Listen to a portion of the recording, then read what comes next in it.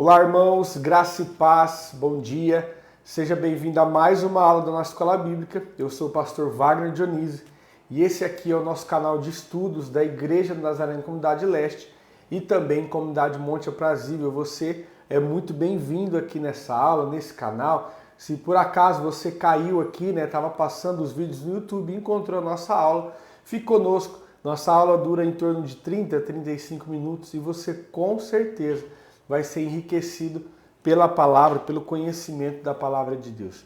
Nós estamos aprendendo um panorama bíblico. Nós já aprendemos todos os livros do Antigo Testamento, de Gênesis a Malaquias, e nesse ano estamos tratando o Novo Testamento. Já aprendemos Evangelhos, já aprendemos Atos, Romanos e hoje nós vamos falar sobre a primeira carta de Paulo aos Coríntios. E você, então, vai poder aprender e saber um pouco mais sobre essa carta. Feche seus olhos, eu quero primeiro orar. Pai, obrigado, Senhor. Senhor, obrigado. Nós queremos te louvar por essa aula, por esse tempo, por esse momento. Nós queremos te agradecer, Senhor, Pai, por esse mês que está finalizando. Acaba amanhã, hoje, dia 30 de março, um domingo. Uma semana se iniciando, mais um mês finalizando, e o Senhor nos deu condição de chegarmos até aqui.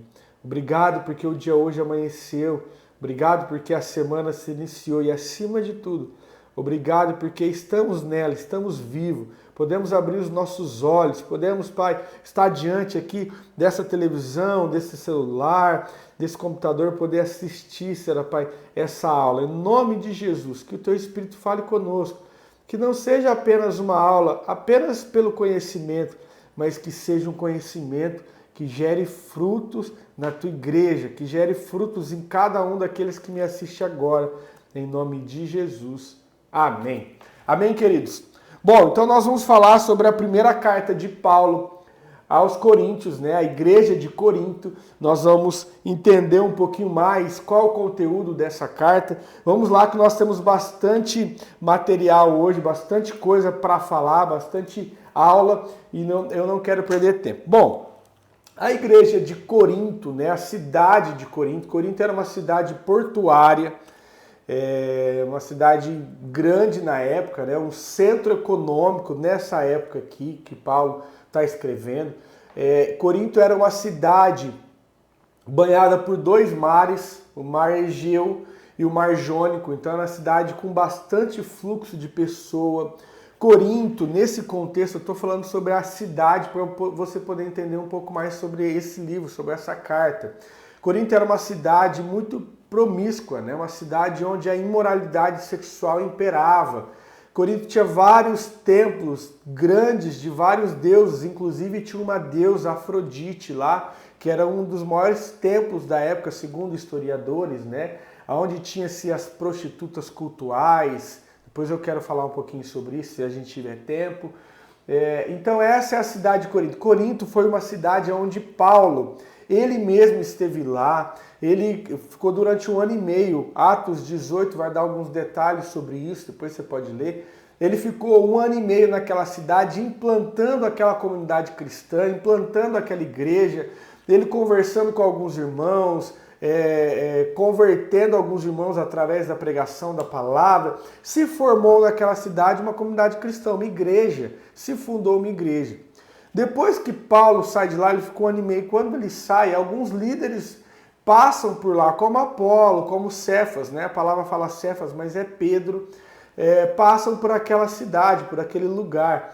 E aí então Paulo ele está em outro lugar e ele fica sabendo que está tendo alguns problemas, que eram vários problemas naquela comunidade, naquela igreja. Então Paulo escreve esta carta exclusivamente para resolver a questão de alguns problemas que existia na cidade, na igreja, Então, essa carta aqui, ela deve ser lida, nós vamos estudar ela aqui não capítulo por capítulo, nós vamos estudar ela problema por problema. Nós não vamos conseguir abordar todos os problemas por conta de falta de tempo, mas nós vamos abordar alguns problemas, os principais. Tá bom? Então era uma igreja que foi fundada por Paulo, foi plantada por Paulo, melhor dizendo, e aí depois ele escreve essa carta para tratar alguns problemas da igreja. Então olha só, olha a apresentação da carta. Paulo, chamado apóstolo de Jesus Cristo, capítulo 1, versículo 1. Pela vontade de Deus e os irmãos Sóstenes, a igreja de Deus que está em Corinto, aos santificados em Cristo Jesus, chamado por santo, como todos os que estão no lugar invocam o nome do nosso Senhor Jesus Cristo. Olha só o que diz o versículo... Deixa eu achar aqui. Versículo 11. Ó, a respeito de vós, irmãos meus, me foi comunicado pelos da família, né, pelos da casa de Cloe, que há contenda entre vós. Ou seja, Paulo ele já faz uma abordagem aqui bem clara. Olha, foi-me falado pelos da família de Cloe, ou seja, ele dá nomes aqui. Ó, não estou falando nenhum boato, não estou falando algo que eu ouvi por aí. Não, olha, quem me falou foram os irmãos da casa de Cloe, que vocês estão tendo problema. Observa que essa abordagem é muito interessante, porque ele não fala, ó, eu ouvi falar por aí, chegou aos meus ouvidos. Não, ele trata, ele aborda de forma correta, de forma séria, a não criar mais fofoca, a não criar mais confusão. Ai, quem será que falou? Meu Deus, será que foi o fulano de tal que falou? Não, olha, quem me contou foi os irmãos da casa de Cloe que vocês estão tendo divisões, que alguns problemas vocês estão passando. Então ele cria essa carta, ele escreve essa carta para falar sobre esses problemas. O primeiro problema que Paulo trata aqui, ele usa o capítulo 1, 2, 3 e 4 para falar sobre a divisão da igreja. Então esse é o primeiro problema, a divisão da igreja. Na igreja de Corinto, depois que Paulo saiu de lá, alguns líderes passaram, como Apolo, como Cefas, né, Pedro. E aí, então, algumas pessoas estavam se dividindo entre esses líderes, né? Então, alguns falavam assim, ó, eu sou de Paulo. Não, porque eu aprendi com Paulo. Não, mas eu sou de Apolo, porque eu aprendi com Apolo. Outro falava, não, mas eu sou de Pedro. Então, era uma igreja que estava dividida aí entre visões. Olha só o que ele diz, ó, versículo 13. Vamos ler a partir do 10 para você poder entender. Rogo-vos, porém, irmãos, pelo nome do nosso Senhor Jesus Cristo, que digais todos a mesma coisa, e que não haja entre vós divisões, para que sejais unidos no mesmo sentido e no mesmo parecer. A respeito de vós, irmãos meus, me foi comunicado pelos da família de Cloe que há contendas entre vós. Quero dizer com isto que cada um de vós diz, eu sou de Paulo, eu sou de Apolo, eu sou de Cefas, que aqui é Pedro, ou eu sou de Cristo. Está Cristo dividido? Foi Paulo crucificado por vós? Ou foste vós batizado em nome de Paulo? Dou graças a Deus, porque nenhum de vós batizeis, senão a Crispo e a Gaio, para que ninguém digas que foste batizado em meu nome. Batizei também a família de Estéfanas. Além desses, não sei mais se batizei alguém. Ou seja, ele está dizendo assim, olha, graças a Deus, eu batizei muito pouco daí, porque vocês não têm motivo para falar que são meus, não. Por acaso Cristo está dividido? Que história é essa de vocês falar que um é de Paulo, outro é de Apolo?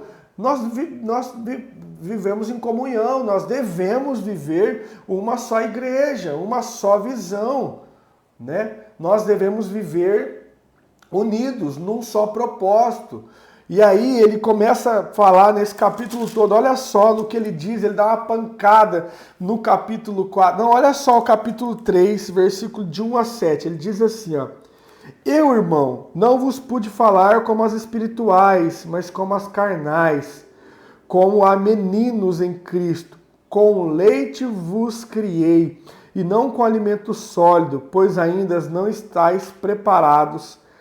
Com efeito, ainda agora vocês não estão prontos, ainda sois carnais, pois havendo entre vós inveja e contenda, não sois carnais e não andais segundo os homens. Paulo está falando, olha, vocês são criança, cara. Esse lance de divisão que está acontecendo aí é coisa de bebê. Gente que é adulto na fé, pessoa que é madura, não fica com essas discussões bestas, não. Olha, eu tratei vocês com leite porque vocês não estão prontos para receber a comida sólida. Vocês não estão prontos para as coisas espirituais. Onde já se viu ficar essa briga dizendo que um é de Paulo, de Apolo, de Cefas ou de Cristo? Nós somos um só, nós somos cooperadores. E aí depois ele vai dizer quem é Paulo, quem é Apolo, quem é este? Que Cristo é o cabeça. Nos dias de hoje isso ainda acontece. Né? Divisões dentro da própria igreja. Divisões entre denominações. Eu sou da denominação tal, sou da denominação X, Y. E divisões dentro da própria comunidade, dentro da própria igreja. E aí aqui Paulo está falando, olha, parem com isso.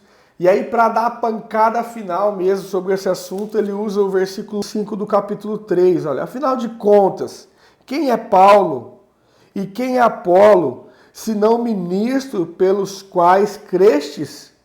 E isto conforme o que o Senhor deu a cada um? Ou seja, Paulo e Apolo, Cefas é apenas ministro, e a palavra que ele usa para ministro aqui, a palavra no grego é ruipereta, né? O termo que ele usa, porque existe 3 palavras para ministro, né? Porque hoje no português, ministro é uma palavra bonita, né? Pomposa, uma palavra cheia de glamour. Quando se trata, por exemplo, de política, ministro é o primeiro escalão do governo, né? O alto escalão do governo. Quando se trata no contexto eclesiástico, por exemplo, ministro é um pastor, um ministro da palavra, um líder, ou um ministro de louvor. Então, é o nome que traz um certo status, né? A palavra ministro. Mas aqui, quando Paulo usa, não. O que ele usa é ruipereta, porque existe 3 traduções para 3 palavras para ministro na palavra de Deus, na Bíblia, né? 3 termos gregos. O primeiro dele é diáconos, que é aquele que serve. O segundo dele é doulos, que é escravo. E o terceiro deles é ruipereta, que é escravo condenado à morte. Ou seja, ele vai trabalhar até o fim da sua vida. E aqui, o termo que Paulo usa no grego é ruipereta. Ou seja, vocês, nós, né? Eu, Paulo, Apolo, Cefas, somos ministros. Ou seja, não tem estrela aqui. Não tem ninguém que é autoridade aqui, um maior que o outro, não. A autoridade única aqui nesse lugar deve ser Cristo. Não tem celebridade aqui, não. Né? Então, Paulo traz a igreja para essa centralidade aí e para acabar com essa divisão. Bom, vamos lá, vamos para o próximo problema, né? Paulo está dizendo aqui para todo mundo, ó, baixa a bola aí. Baixa a bola aí, porque o cabeça aqui é Cristo. Bom, o segundo problema que Paulo vai tratar aqui é sobre a imoralidade, a partir do capítulo 5. Existia naquela cidade muita imoralidade sexual, uma cidade muito promíscua por conta da prostituição, existiam prostitutas cultuais. O que era isso? Existia uma cultura em alguns lugares, inclusive a palavra vai falar em alguns momentos sobre os prostitutos cultuais, né, no Antigo Testamento. Eram templos pagãos que mulheres se prostituíam, né? Tinham relações com homens que iam lá, porque eles criam que isso agradava os seus deuses. Era uma espécie de culto. Não era apenas um prazer sexual, mas aquilo era uma espécie de culto a alguns deuses, né? E existia então nessa cidade um templo da deusa Diana, da deusa Afrodite, segundo os historiadores, né? Então era uma cidade muito promíscua, né? As pessoas tinham bastante imoralidade sexual, inclusive aqui na igreja estava acontecendo. A palavra diz no capítulo 5 que uma das pessoas da igreja, né, de dentro da comunidade, tinha mantido relação com a sua própria madrasta. E aí então Paulo, ele diz, olha, nós não podemos aceitar isso.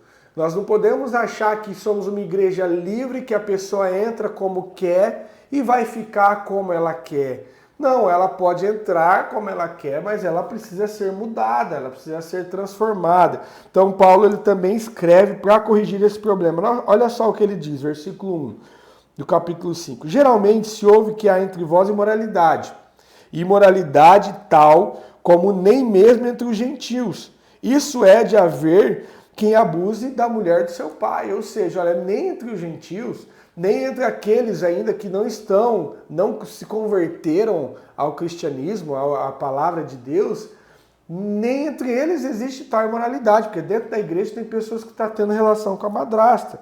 Estais inchados, e nem ao mesmo, olha só qual que é o centro dessa correção. Vocês estão inchados, e nem ao menos vos entristece, para que fosse tirado de vosso meio quem cometeu tal ação. Ou seja, vocês estão tão cheios de si, vocês estão tão desvirtuados, que vocês nem se entristecem. Tipo, tá tudo normal, a pessoa faz o que faz, fica onde está, e vocês não veem que há mal nisso, né?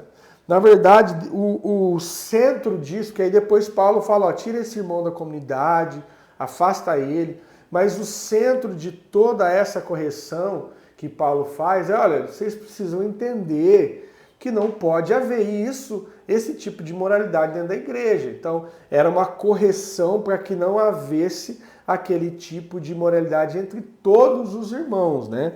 Entre a igreja, tá bom? Então, esse é o segundo problema. Depois ele vai dar alguns detalhes, nós não temos tempo para ficar falando todos os detalhes, é só um panorama. O terceiro problema que Paulo vai falar é que existia briga, existia litígio entre os irmãos. Os irmãos estavam brigando. Olha só o versículo 1 do capítulo 6. Ousa algum de vós, tendo algum negócio contra o outro, ir a juízo perante os injustos e não perante os santos? Não sabeis vós que os santos hão de julgar o mundo? Ora, se o mundo há de ser julgado por vós, sois vós indignos de julgar as coisas mínimas? Não sabeis vós que, havendo de julgar os anjos, quanto mais as coisas pertencentes a esta vida?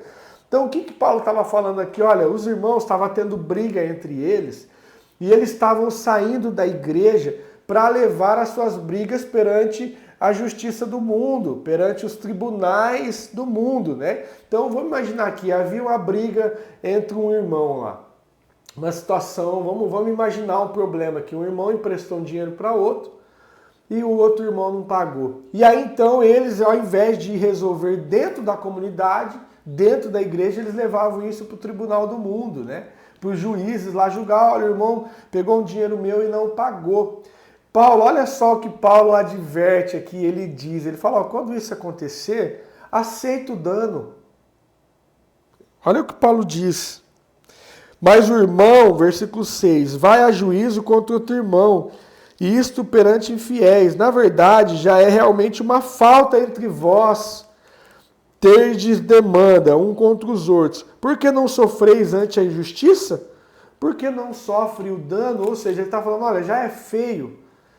Entre vocês existem demandas, entre vocês existem problemas. Quanto mais levar isso para fora da igreja, quanto mais levar isso para os tribunais. Olha, você quer saber de uma coisa? Aceita a perda, aceita a injustiça, aceita o dano. Se você, primeiro que não devia haver esse tipo de demanda, mas se houve, cara, perde, aceita perder. Nós estamos falando do evangelho, do cristianismo. Nós estamos falando de algo muito maior. Mas vós mesmos fazeis a injustiça e fazeis o dano. E isto ao próprio irmão. Ou seja, eu não vou aceitar perder, não. Eu vou lá, eu vou fazer mal para ele. Eu vou entrar na justiça. Eu vou pagar o mal com o mal. E aqui Paulo está falando, cara, para com isso. Olha, aceita perder, porque é Cristo que te dá todas as coisas, né? Então, esse é um dos problemas que Paulo também trata, né? Ele fala, abra mão dos seus direitos. Em alguns momentos, abra mão dos seus direitos, se tratando de pessoas dentro da mesma comunidade, que não é o pastor Wagner que está falando. Isso aqui é conselho de Paulo, tá bom? Direção de Paulo.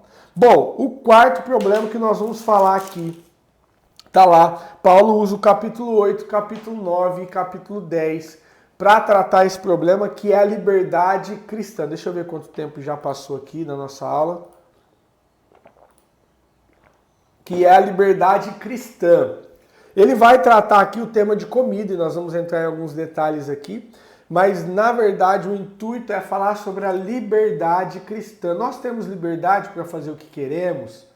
Nós podemos fazer todas as coisas, né? E ele inclusive trata nesse texto nessa carta, eu não li, mas eu quero ler com você agora, capítulo 6, versículo 12, diz assim, ó: todas as coisas me são lícitas, mas nem todas as coisas me convêm.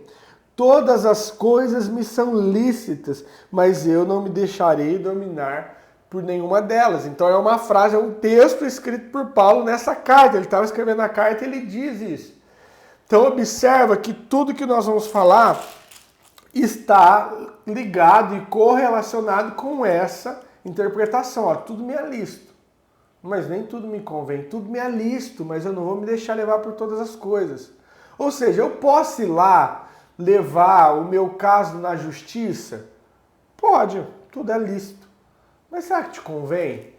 Tratando do caso do litígio, das brigas entre irmãos, será que te convém? E agora nós vamos falar sobre a liberdade cristã. Ele está falando sobre comida consagrada a ídolos, né? Consagrada a demônios. Depois no capítulo 10 ele vai falar que, na verdade, o ídolo nada é. O que tem por trás do ídolo são demônios. Olha só, eu quero ler, eu quero tratar detalhes sobre isso. Versículo 1 do capítulo 8. Ora, no tocante às coisas sacrificadas ao ídolos, sabemos e temos toda a ciência. A ciência incha, mas o amor edifica. Olha só, a base é o amor. Se alguém pensa saber alguma coisa, ainda não sabe como convém. Mas se alguém ama a Deus, esse é conhecido dele. Aí ele vai começar a tratar no versículo 4. Olha, quanto ao comer das coisas sacrificadas aos ídolos, sabemos que o ídolo nada é no mundo e que não há outro Deus senão um. Ou seja, o ídolo não é nada, o ídolo é lá um pedaço de madeira, um pedaço de porcelana, um pedaço de louça, um pedaço de mármore, eu não sei. O ídolo não é nada, a não ser Deus. Deus é um só. Pois ainda que haja alguns que se chamam deuses, quer no céu, quer na terra, como há muitos deuses e muitos senhores, todavia para nós há um só Deus, o Pai, de quem é tudo e para que tudo que nós vivamos. E há um só Senhor, Jesus Cristo, pelo qual são todas as coisas, e nós também por ele. Versículo 7. Mas nem em todos há esse conhecimento. Alguns há que, acostumado até agora com o ídolo, comem coisas sacrificadas ao ídolo, e a sua consciência, sendo fraca, fica contaminada. Ora, a comida não nos faz agradável a Deus. Se comemos, nada temos a mais. E se não comemos, não temos falta de nada. Ele está dizendo assim, olha gente, não é por não comer ou por comer alguma coisa que vocês vão agradar ou desagradar a Deus. Mas vede que essa liberdade não seja de alguma maneira motivo de tropeço ao fraco. Espera aí que eu vou explicar, tá? Pois se alguém te vir a ti que tem ciência à mesa em templo de ídolo, não será a consciência do que é fraco induzida a comer das coisas sacrificadas aos ídolos? E assim, pela tua ciência, perecerá o irmão mais fraco, por quem Cristo morreu? Ora, pecando assim contra os irmãos e ferindo a sua fraca consciência, pecais contra Cristo. Pelo que se a comida escandaliza o meu irmão, nunca mais isso comerei carne para que o meu irmão não se escandalize. Olha só, deixa eu te explicar tudo o que o texto falou. Paulo está dizendo assim, olha, o ídolo nada é, primeira coisa, o ídolo nada é. É um pedaço de madeira lá, de qualquer material. Segundo, não é pelo fato de comer uma comida ou não comer uma comida que eu vou agradar ou desagradar a Deus. Isso aqui ele deixa muito claro também. Mas, se a minha liberdade, a minha consciência de que eu posso comer de tudo, for atrapalhar o meu irmão, então eu não devo comer. Então olha só, deixa eu te explicar um pouco melhor. Há coisas, queridos, que são moral. Ou seja, há coisa que é certa. Foi certa ontem, é certa hoje e vai ser certa para sempre. Há coisa que é imoral, que ela foi incorreta, ela é errada ontem, é errada hoje e vai ser errada para sempre. Mas há coisa que é amoral, ou seja, não tem uma é neutro, não tem uma definição, isso é certo ou errado, depende. Depende da circunstância e não do fato. Então é isso que Paulo está dizendo. Olha, comer comida sacrificada a ídolos, você pode comer o que você quiser, porque você é livre. Você pode comer o que você quiser, você não vai estar pecando. Porém, depende do quê? Depende da circunstância. Se aquilo que você faz atrapalha a consciência do seu irmão, nós vamos ler outros textos para deixar mais claro isso. Aí você não deve fazer. Lembra que a base de tudo isso é o capítulo 6, versículo 12. Todas as coisas me são lícitas, mas nem todas as coisas me convêm. Todas as coisas me são lícitas, mas eu não me deixarei levar por nenhuma delas. Então a base é essa. Eu posso tudo, mas me convém.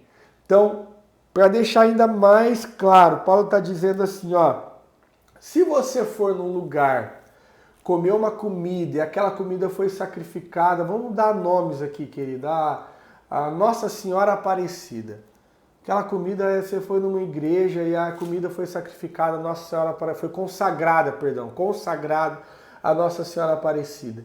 Não tem problema nenhum você comer. Porém, se alguém te ver comendo e tiver a sua consciência, que é mais fraca, afetada por conta, olha lá, o irmãozinho está comendo comida na quermesse, olha, o irmãozinho está comendo aquela comida que é consagrada ao ídolo tal, ou ao demônio tal, ao Exu não sei o quê, aí sim você está errado. Então observa que é algo amoral, não é pecado, desde que não fira a consciência de ninguém, desde que aquilo ali não gere um problema para o seu irmão que tem uma consciência mais fraca.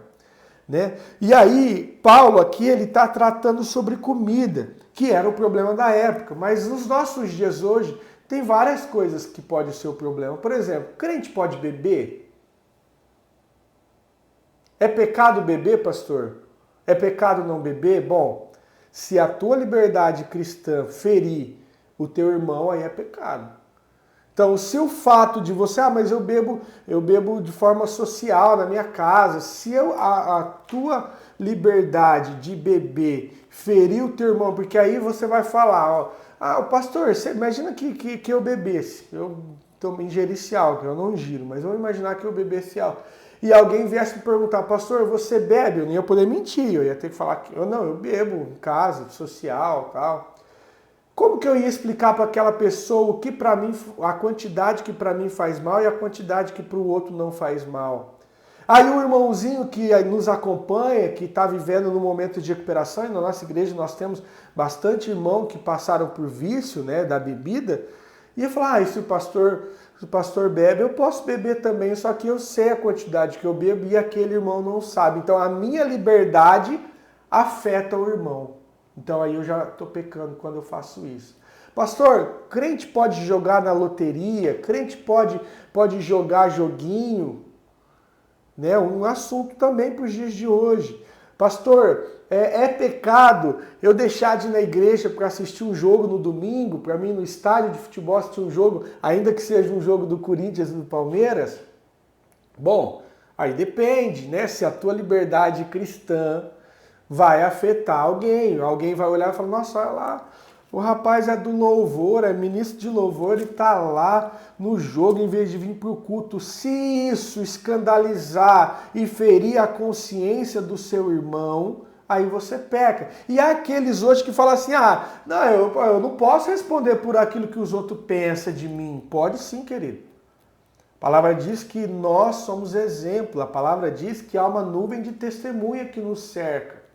Então nós devemos ser exemplo. Lembra que nós falamos na aula passada? Nós somos a Bíblia que o mundo lê. Então as tuas atitudes corroboram, né, ou colaboram para a caminhada do teu irmão.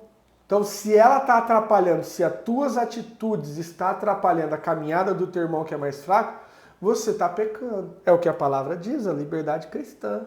Olha só o que Paulo continua dizendo.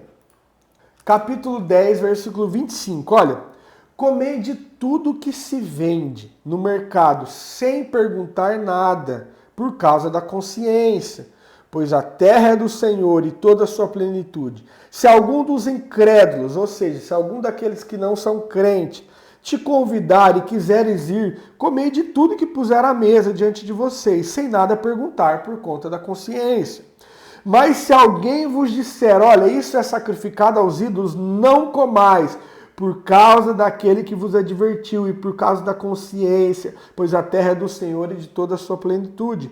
Consciência, digo, não a tua, mas a do outro, pois por quem há de a minha liberdade ser julgada pela consciência do outro. Olha só o que Paulo está dizendo. Olha, quando te chamarem para comer na casa de alguém, vai lá e come de tudo que pôr na mesa. Ah, pastor, mas me convidaram para ir comer na casa de um pai de santo. Querido, vai lá e come de tudo. Palavra, Paulo está dizendo, olha, quando te chamar para ir comer na casa de um incrédulo, vai e come de tudo que põe na mesa, sem perguntar. Agora, se aquela pessoa te falou, olha, isso aqui foi consagrado ao demônio tal, isso aqui foi consagrado ao ídolo tal, aí você não come. Não porque aquilo faz mal para você, mas aquilo faz mal para aquele que te advertiu, por conta da consciência fraca dele. No versículo 29 ele diz assim, ó, consciência, digo, não a tua, mas a do outro. Porque aí ele vai olhar e vai falar assim, eu convidei o fulano de tal para comer na minha casa, o irmãozinho lá, o diácono, o pastor, o obreiro. Eu falei para ele que a comida era consagrada e mesmo assim ele comeu. Observa como isso fere a consciência do outro. Então aí você não come. Então observa como isso é algo amoral. É pecado, depende da circunstância.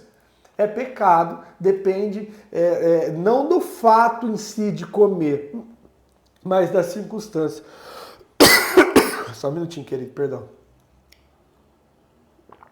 Mas da circunstância em que aquilo está acontecendo. Da forma que aquilo está acontecendo. Então essa é a liberdade cristã. Você tem liberdade, tudo te é lícito, mas nem tudo te convém. Beleza? Essa é a base de tudo. Bom, depois ele vai tratar, deixa eu olhar nosso tempo aqui. Meu Deus, nossa, o tempo voou. Vamos lá, vamos falar só mais esse problema, depois nós vamos encerrar a aula. Bom, ele vai falar sobre outro problema, o quinto problema que nós vamos tratar, sobre o uso de véu. Também é um assunto polêmico, né? Usa véu, deve-se usar véu na igreja, não se deve usar, porque ele diz assim, olha só, capítulo 11. Eu vos louvo, irmãos, pois em tudo vos lembrai de mim, e retedes os preceitos como vos lhes entreguei. Mas quero que saibais que Cristo é o cabeça do homem, e o homem é o cabeça da mulher, e Deus é o cabeça de Cristo. Todo homem que ora ou profetiza, tendo a cabeça coberta, desonra a sua própria cabeça. Mas toda mulher que ora ou profetiza com a cabeça descoberta, desonra a sua própria cabeça. É como se a estivesse rapada. Se a mulher não se cobre com o véu, tosqueie-se também. E se para a mulher é vergonhoso tosquear-se, ou seja, raspar a cabeça, cortar o cabelo curto ou raspar a cabeça, que põe o véu. O homem não deve cobrir a cabeça, pois é a imagem e a glória de Deus. Mas a mulher é a glória do homem, pois o homem não proveio da mulher, mas a mulher do homem. O homem não foi criado por causa da mulher, mas a mulher por causa do homem. Olha só o que Paulo está dizendo. Primeiro, que o centro desse capítulo não é o véu, por véu ou não por véu. O centro desse capítulo é a honra que a mulher deve dar ao homem, a submissão que a mulher deve dar ao homem. Tanto que Paulo vai usar aqui, ó, porque Deus é o cabeça de Cristo. E Cristo é o cabeça do homem. E o homem é o cabeça da mulher. Então observa que ele não está falando que um é melhor que o outro. Não se trata de ser melhor ou não ser melhor. Se trata de uma submissão, de uma hierarquia. Cristo, porventura, é melhor que Deus, sendo um só? Não. Mas ele vai usar, olha, Deus é o cabeça de Cristo.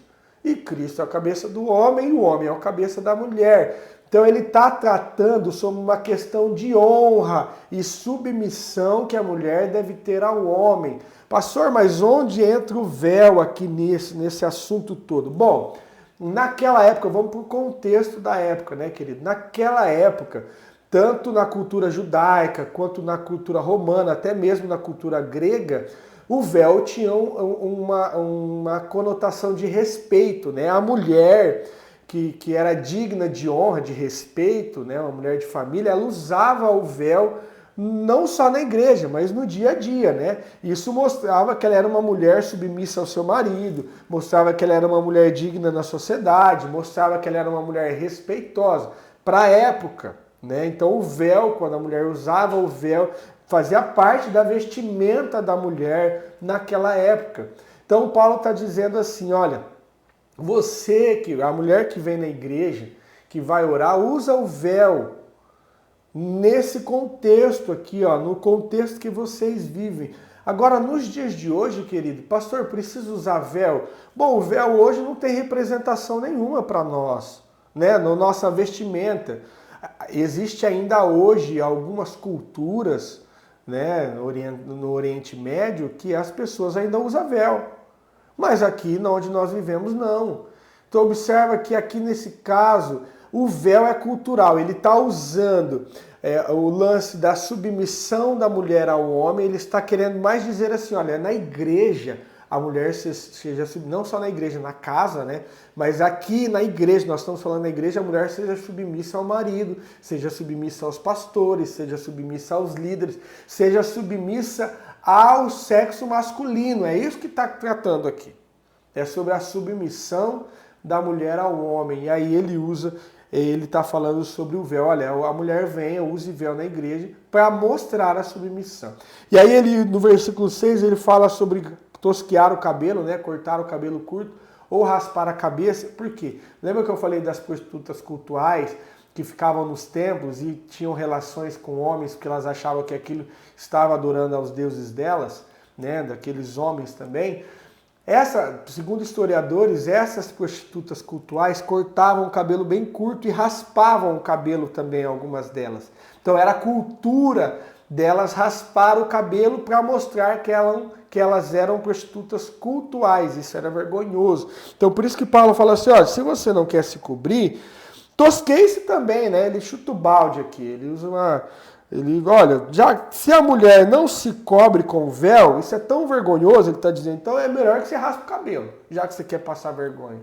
Ou seja, é melhor que você se pareça com aquelas prostitutas cultuais. Então, traduzindo isso para nós, pastor, preciso usar véu hoje? Querido, tudo te é lícito, mas nem tudo te convém.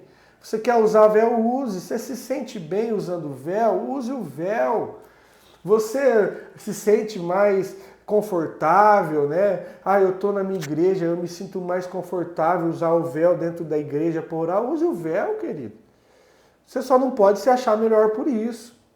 Você só não pode se achar mais espiritual por isso e julgar aquela que não usa. Mas se você está na sua igreja, na sua comunidade e se sente melhor usando o véu, use o véu. Agora não faça disso uma doutrina, porque nós só vemos isso, Paulo não trata isso em nenhum outro texto no Novo Testamento, nenhuma outra igreja que ele escreve, ele fala sobre isso, nem no Antigo Testamento, então não faça disso o ensinamento, que é usar o use. É igual aquelas pessoas que falam, eu só oro, eu só consigo orar de calça, porque me parece que eu não tenho respeito se eu estiver orando sem calça. Beleza, querido. Tudo bem, se você se sente bem orando, falando com o Senhor Todo-Poderoso de calça e não de short, faça isso, mas não se ache mais espiritual por isso. Não julgue quem não faz, porque tudo te é lícito, mas nem tudo te convém. Gente, só para finalizar, porque eu não quero mais voltar na primeira carta de Coríntios, na próxima aula, para a gente finalizar, ele vai falar do capítulo 13, o amor, né? Ainda que eu falasse a língua dos homens e dos anjos e não tivesse amor, seria como o metal que soa e como o sino que tinha. E ele começa a falar, ainda que eu tivesse o dom de profecia, você conhece o texto, a maioria de vocês conhece. Ele vai falar que o amor tudo suporta. Então observa que a base a base da motivação da nossa atitude deve ser o amor. Da nossa liberdade cristã deve ser o amor. A base de tudo isso. Cara, por que eu não bebo? Eu não bebo porque eu amo. Eu amo meu irmão. Eu amo aquele que é mais fraco. Eu não bebo porque, mesmo não sendo pecado para mim, porque eu tenho controle sobre isso, eu não bebo porque eu amo aquele que está lá na casa, Adonai, por exemplo, se recuperando. Eu amo a vida dele. Por conta dele eu não bebo. Olha, por que eu não jogo nessas plataformas de tigrinho? Por que eu não jogo? Por quê? Porque eu amo. Primeiro porque é criminoso, né? Muitas dessas plataformas, esses jogos são criminosos, né? São totalmente contra a lei. Mas, pastor, mas e aqueles permitidos? Cara, é uma questão de amor. Por quê? Porque você vai jogar aquele jogo que é permitido, que é legalizado, vamos se dizer assim. Mas tem aquele que vai jogar aquele que não é permitido e vai perder todas as suas economias. Então, por que eu não faço? Porque eu amo. Então, a base da minha liberdade cristã deve ser o amor. Olha, pastor, por que você não faz tal coisa? Porque eu amo. Aí você vai pensar nessa tal coisa aí que talvez está passando na sua mente. Mas, pastor, isso não é pecado. Não é pecado, mas eu amo. Amém, querido? Para a gente finalizar aqui, vamos orar. E o texto, a tarefa dessa semana é decorar o capítulo 6, versículo 12, que muitos de vocês já sabem, mas você vai precisar decorar aí a referência. Capítulo 6, versículo 12. Todas as coisas me são lícitas, mas nem todas me convêm. Todas as coisas me são lícitas, mas eu não me deixarei dominar por nenhuma delas. Grave isso na sua mente, viva isso. Tudo você pode, porque você é livre em Cristo. Você pode todas as coisas, porque você é livre. Mas te convém, sendo um filho de Deus, te convém, sendo um cristão, isso é testemunho para você. Pense nisso. Lembrando que a base é o amor. Quero orar. Pai, muito obrigado por essa aula. Obrigado por esses ensinamentos. Obrigado por esse tempo. Obrigado porque nós entendemos, Pai, através dessa carta, desta igreja, da correção que Paulo faz para aquele povo, que nós aplicamos isso na nossa vida também, alguns pontos que nós precisamos refletir, nós precisamos olhar e nós precisamos entender, Pai, que a base de tudo que deve permear o nosso coração, a nossa mente é o amor pelo próximo, amor pelo irmão. Em nome de Jesus, Pai, fica conosco, nos dê uma semana abençoada. Nós cuidaremos de glorificar o Teu santo nome durante esses dias, durante essa semana e para todo sempre. Amém. Amém, queridos? Fique com Deus. Desculpe pela aula aí um pouco maior, mais extensa do que aquilo que o normal, mas é porque tem bastante conteúdo, nós ainda não falamos tudo, mas como é um panorama, deu para você entender qual é o intuito do livro. E aí você vai poder estudar na sua casa. Fique com Deus, tenha uma semana abençoada. Tchau, tchau.